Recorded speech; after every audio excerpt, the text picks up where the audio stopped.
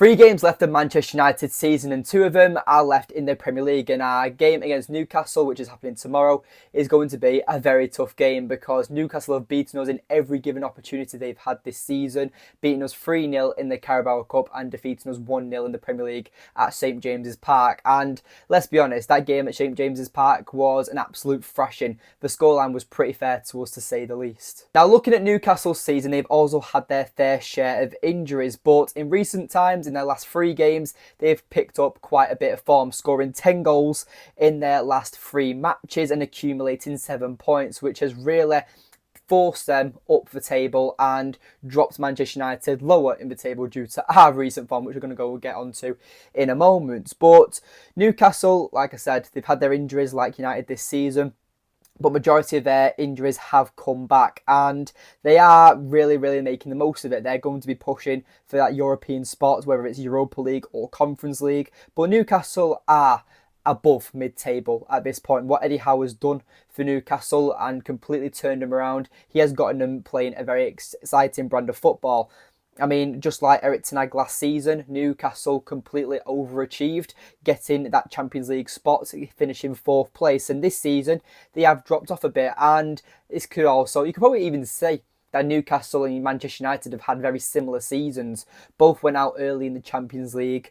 Both really haven't delivered when it comes to the fan base's expectations when it comes to going into this season. And Newcastle have really stepped up in recent form, especially Alexander Isak. Now, I've known about Isak for a long time, especially since his time at Dortmund and Real Sociedad. Real Sociedad was where I really got to learn a lot more about this player, and the potential he's shown at Real Sociedad was clear from day one. And when I found out Newcastle was signing Isak from Real Sociedad, I did say out loud that that was going to be a good signing for him. And this season, he's proved it, scoring 20 goals in 28 matches. He has missed a few games due to injury, but scoring 20 goals in the Premier League for Newcastle is a great achievement, and I'm sure there's got a lot more history stats for Newcastle, but I'm not really going to get into all them.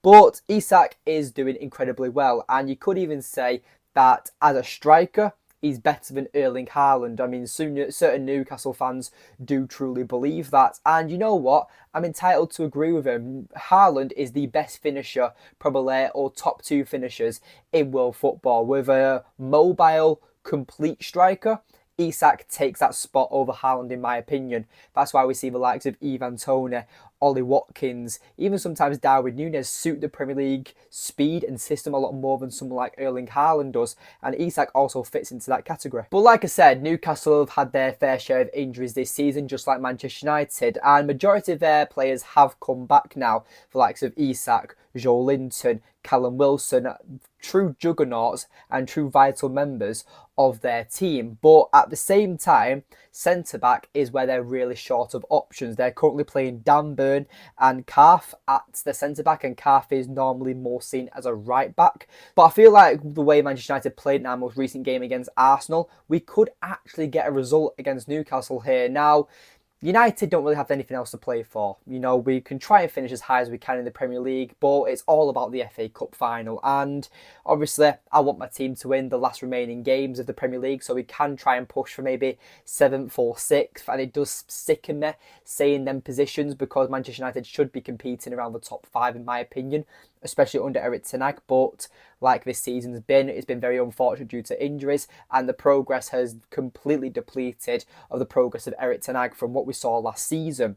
But don't count Manchester United out, especially at Old Trafford, because yes, we've had our pumpings at Old Trafford. Obviously, Bournemouth is the first one that comes to my mind when it comes to being absolutely dominated at Old Trafford. Also Manchester City as well. But at the end of the day, Manchester United can get something against Newcastle. Newcastle have been a bit exposed in recent times, not over the last 3 games to say the least, but I do feel like that beating Newcastle is very simple, and it's also just reducing that counter-attack. The way that Eddie Howe likes to play in and out of possession is very intelligent, and it's quite unique for what we see in the Premier League, depending on certain managers.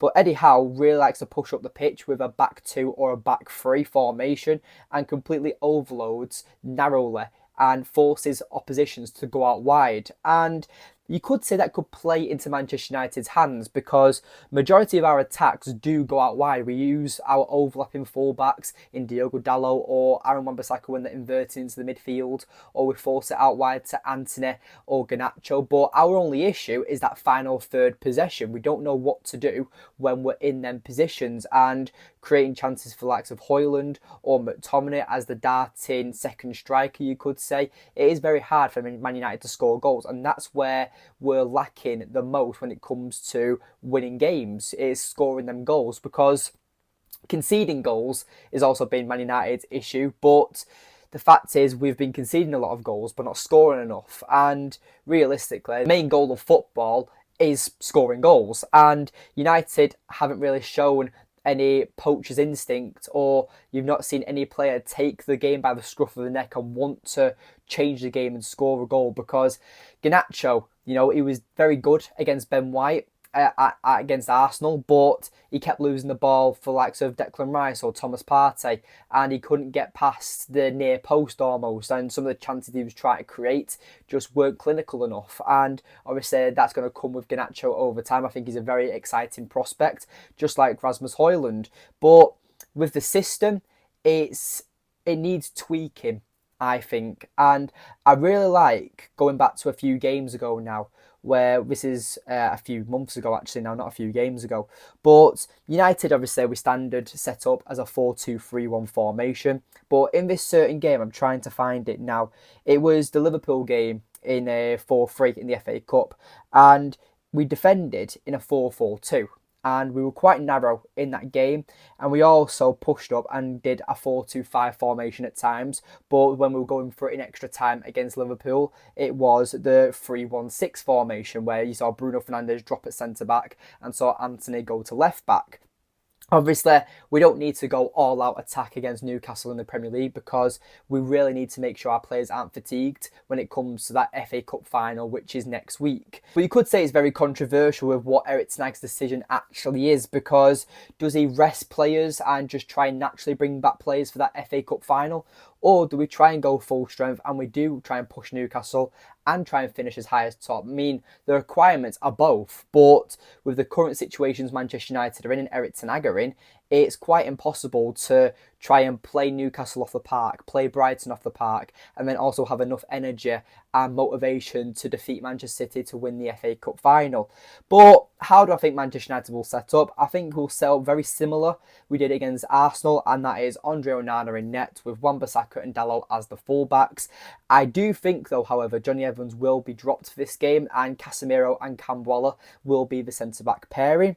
I would like to see Amrabat stay in the midfield because he was brilliant against Arsenal alongside Kobbie Mainoo and Scott McTominay. And then our wingers being Antony and Garnacho and Rasmus Højlund through the middle. However, I do want to kind of put a question mark on Antony's name, because we could play the likes of Amad Diallo, but we don't know what Amad's situation is at the moment with him going off injured against Arsenal. But we also could see the likes of Omari Forson and Ethan Wheatley, because them two youngsters have kind of made a few brief appearances for Man United over the season, and Ethan Wheatley especially coming off the bench in recent games for a bit of a 5 to 10 minute cameos. But he's looked alright when he's come on, and so's Omari Forson.